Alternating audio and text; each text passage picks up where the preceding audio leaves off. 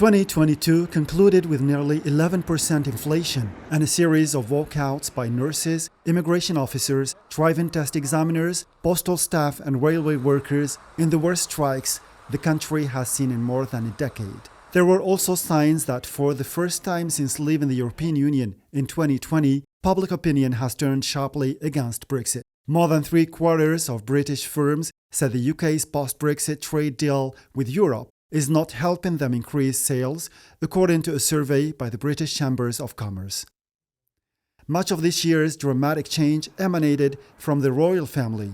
Queen Elizabeth II died in September, followed by 10 days of mourning as the country said goodbye to the only monarch most Britons had ever known. People lined up for miles along the River Thames for the chance to see the Queen's casket, which lay in state in the Houses of Parliament. After the death of the Queen, the throne passed immediately and without ceremony to the heir, Charles, the former Prince of Wales.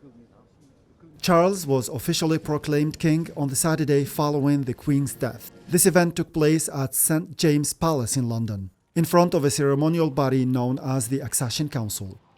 In another vein, Boris Johnson was forced to announce his resignation as Prime Minister last summer after he was caught lying about government staff holding parties when they were banned under the government's own COVID-19 rules.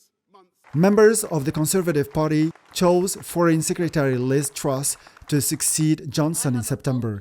One of Truss's first acts was to try to close a massive budget gap with unfunded tax cuts, reminiscent of Reagan-era trickle-down economics in the United States. The financial markets rebelled and the pound tanked. Truss was forced to resign after about 6 weeks, becoming the shortest-serving prime minister in British history. She was famously outlasted by a wilting head of lettuce. Conservative lawmakers then rallied around Rishi Sunak, a former Chancellor of the Exchequer, who became Prime Minister in October. He has calmed the markets and called for tax increases and spending cuts.